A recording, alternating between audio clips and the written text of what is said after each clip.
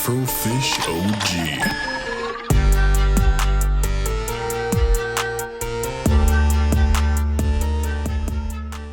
As I was scrolling through the Eternal Doom, which is the YouTube search page, I have came across a video that really piqued my interest.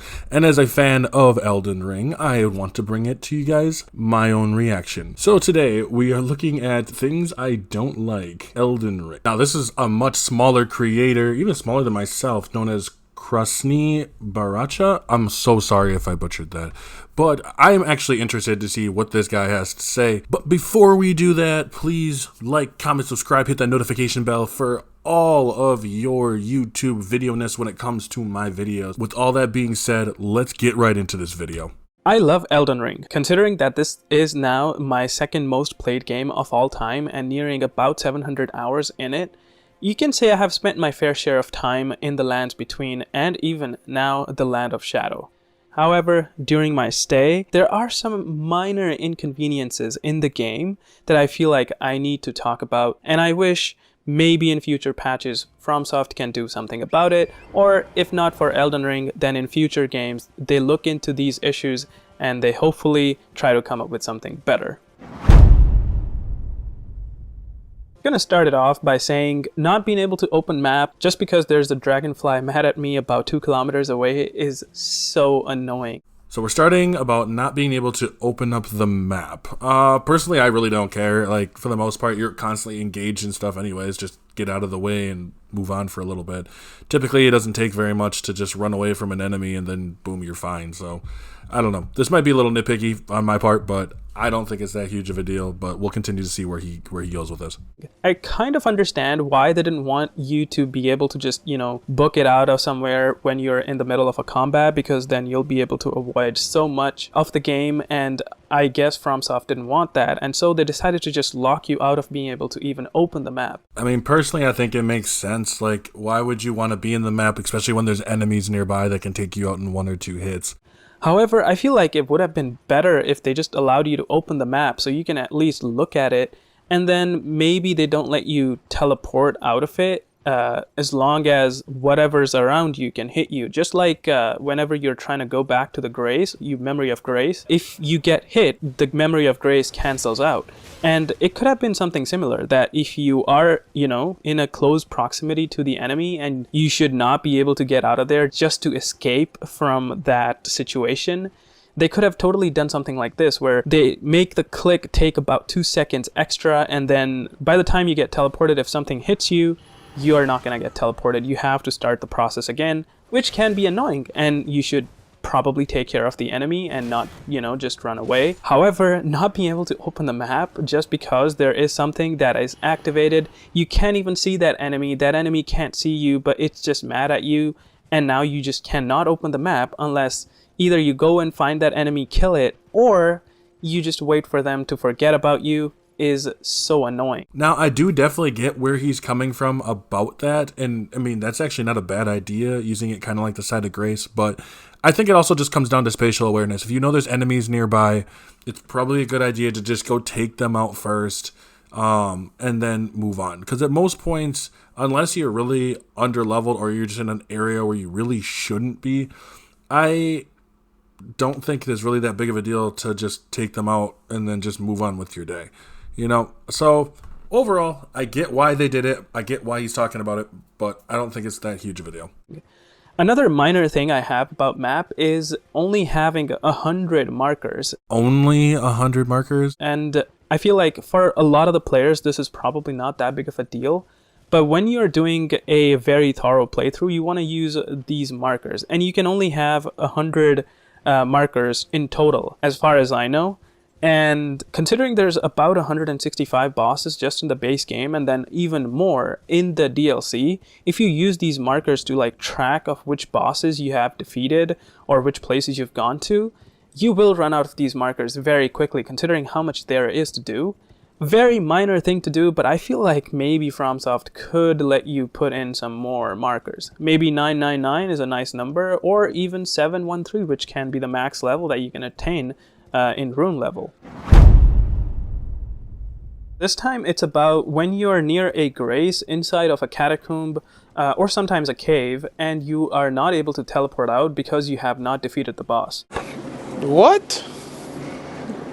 Bro, what are you talking about, man? Okay, so I'm trying to think of which places don't let you leave unless you defeat the boss. Because in most of the catacombs and caves that I can think of, I'm trying to think off the top of my head if there's any one of them, but I do not remember one that you can't just leave. Like, you can't leave. There's not some sort of escape route. I might be forgetting one or two, but I'm pretty sure all of them have a way where you can just leave the catacomb anytime you want.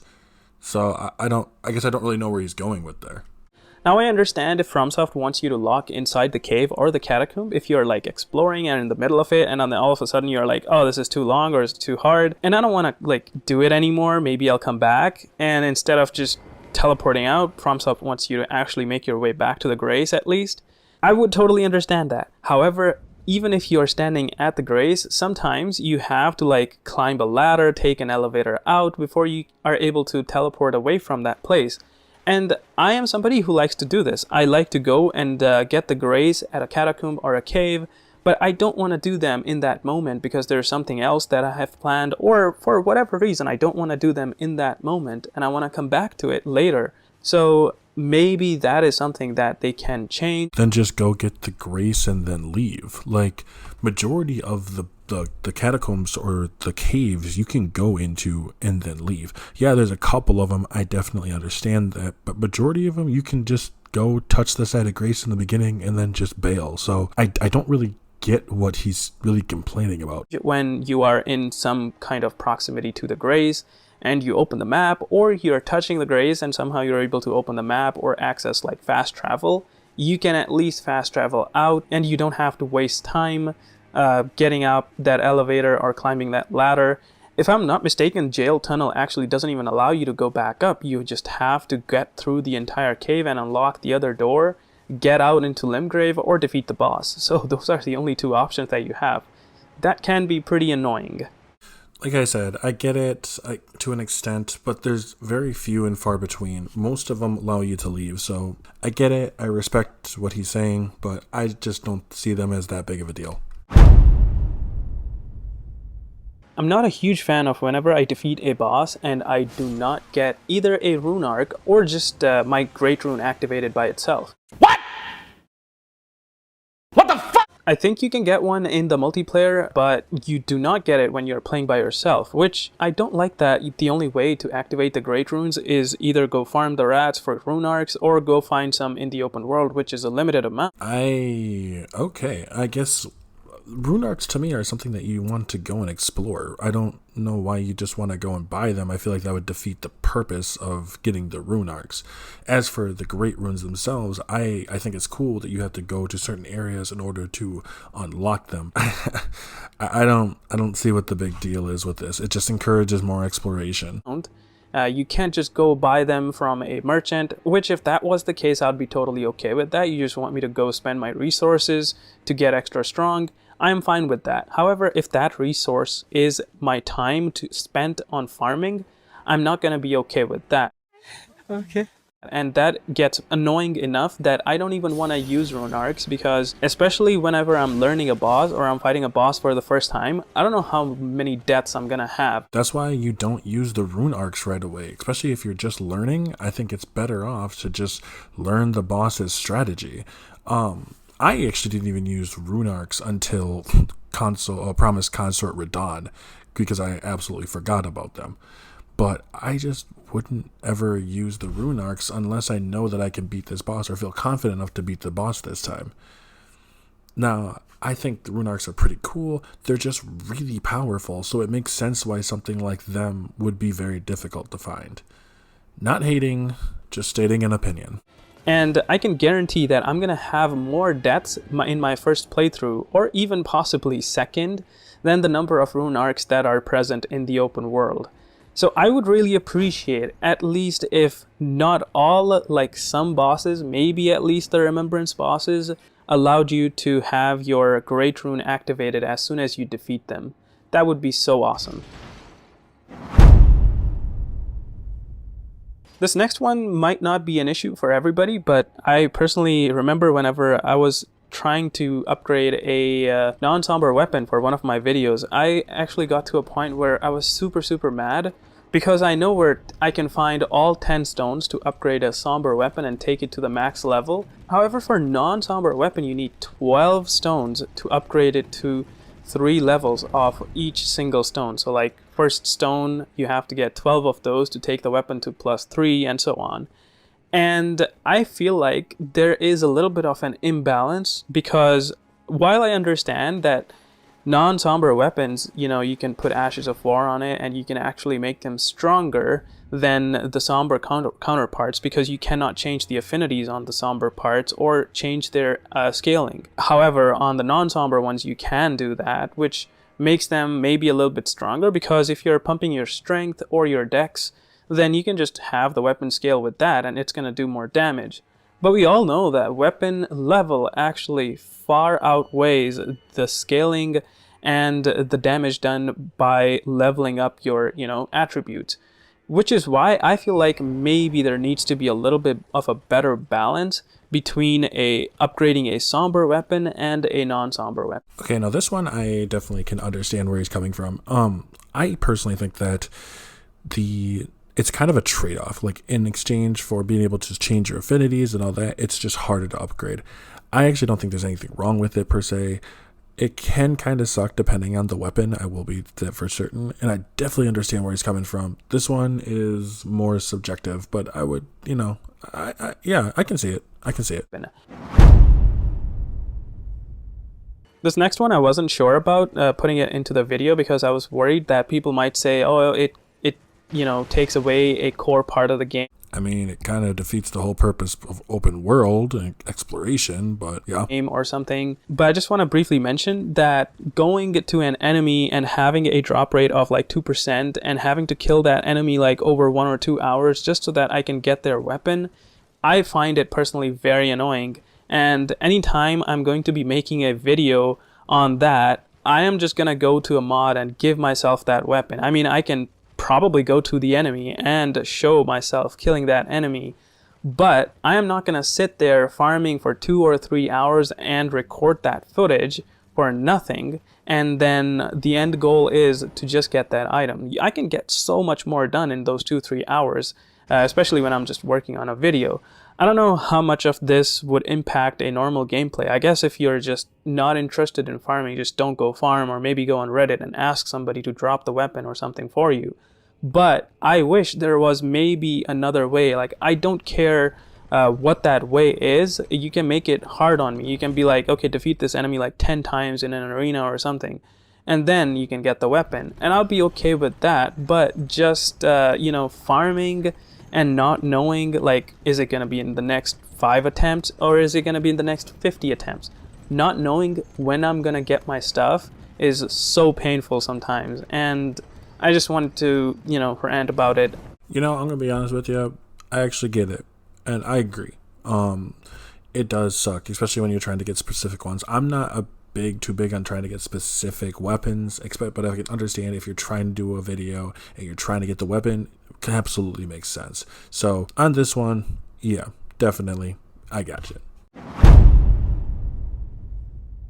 This one's a proof that an enemy can look great and yet be awful to fight. And obviously I'm talking about the ancient dragons, because for some reason FromSoft decided you can only lock on to... This is very valid, I will say. It is very frustrating when you're trying to fight a monster that's very, very large, and you want to lock on, but you can't really lock on. So I don't have a whole lot to say about this, but I agree. I think this part is pretty frustrating. Their heads and their bodies. Now, if you are somebody who's playing either a mage or a faith build, perfectly fine, because you have ranged, options available to you.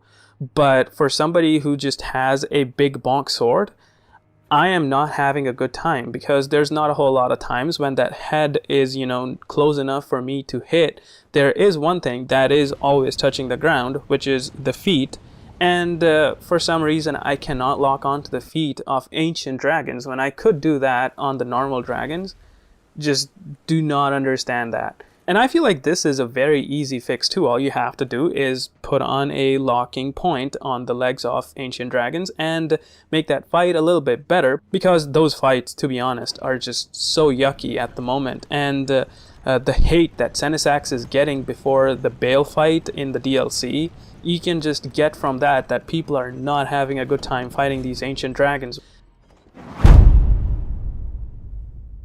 Now, I'm somebody who likes to experiment a lot, and I wish FromSoft allowed me to do that a little bit more freely, and I didn't have to go out there looking for larval tears. Now, I don't know the lore implication of larval tears, but again, this is very similar to the rune arc. It comes down with exploration.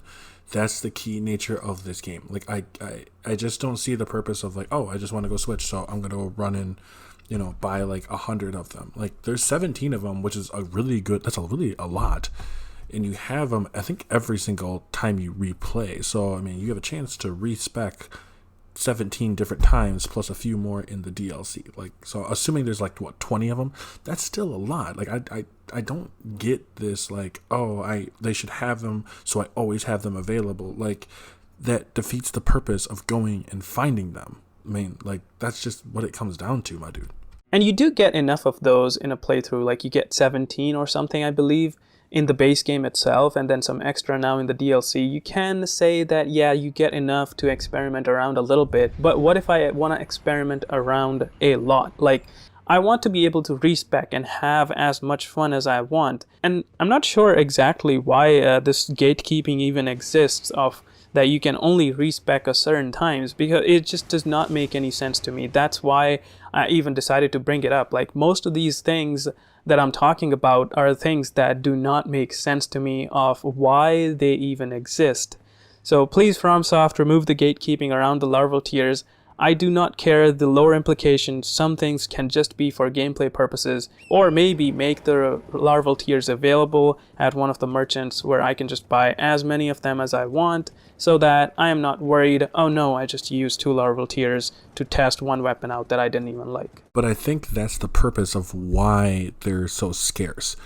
The purpose of them is to feel like, oh man, I gotta be careful which ones I choose. Now I'm gonna choose a magic build and play this for so long, then choose another build. Like, 17 of them to me is fine. That's a lot, and it's a lot of changing. If you're doing more than like 17 of them, then I mean, you've pretty much played majority of any build you can do. So I definitely would say this is not that big of a deal. I think the larval tears are fine. I'm not gonna say he's just complaining, because his criticisms are valid, but I definitely don't agree. Now, this next one is kind of a weird one, because I was not expecting something like this to happen, but so many weapons in the DLC have a very weird weapon requirement where you're required to have like a certain amount of faith or something, and then all of a sudden you get to that point, and then you realize, looking at the weapon, that yeah, it requires 21 faith, but it actually scales better off of strength. So you need to level up faith to a certain point to be able to use that weapon, but then you also need to pump your stats into a different attribute to be able to actually get more damage output out of that weapon. Make it make sense, FromSoft? That was something that I actually was confused with too a little bit, and some of the scalings is kind of all over the place, but I just attribute that to having such a massive amount of different kind of weapons that some of them are not going to make sense or just be downright just kind of terrible. Please? I'm not sure why this became a thing, and I wonder if this was only implied because maybe FromSoft thought that, oh, if you're going into the DLC with a strength build and you want to use a strength weapon, maybe you have strength maxed out, so we're just going to give you another attribute to level up, which will be faith. But hey, you also have to remember that people out there want to make a new character and they want to start from scratch. And if they have like high faith, they're going to look at that high faith value requirement on the weapon and be like, oh, another cool faith weapon. And then they look at the C scaling on the strength and they're like, wait a second. Is this a faith weapon or not? It just creates unnecessary confusion that I feel like is just not needed. And FromSoft can definitely change this so that the attribute requirement for a weapon reflects better of. I wish I had more to say about this. This last one is something that I was actually expecting to be added in the DLC, and when I didn't find it in the DLC or any of the patches, that came for the DLC, I was very disappointed. Elden Ring bosses are so good, and one of the biggest highlight for the game, for me especially, is fighting these bosses. And one thing I cannot get tired of is fighting the bosses again and again. The only issue I have is, in order to do that, I need to play through the entire game, and if I do that with a new character, then I need to also go around and collect items, or I need to, just keep going the NG plus cycles. Personally, I don't enjoy that. I want to be able to just refight a boss at the same level, just so that I can see how much better I'm getting at the boss at the same level that I am and the boss is at.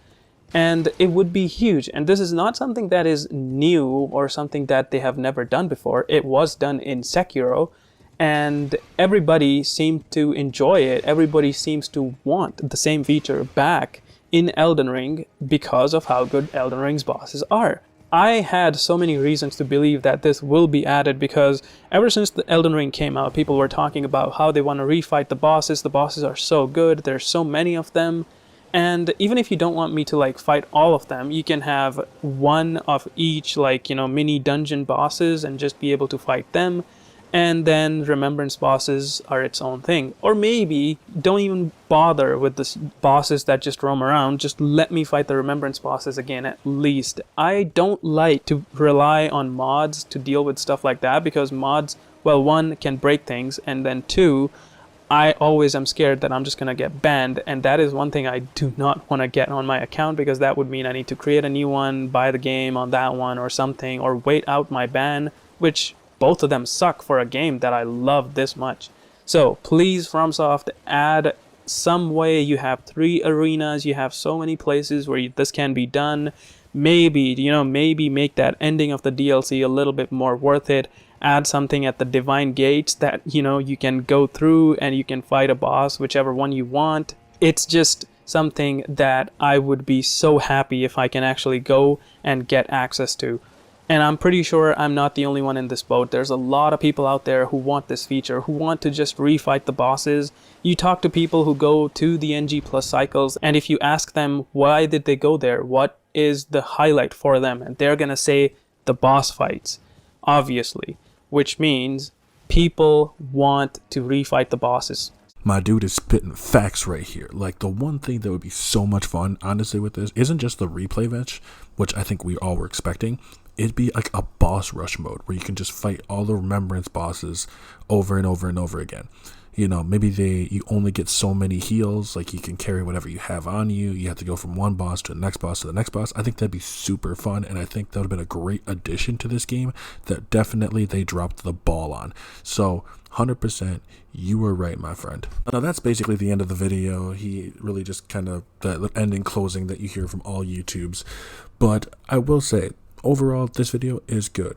I had some parts in it where I was like, not 100% on it. Don't really connect with that the same way, but that's the beauty of us gamers. We all got different opinions. If you guys haven't already, please give a shout out and a sub to Krasnyy. This guy made a really good video, and I very much do enjoy it.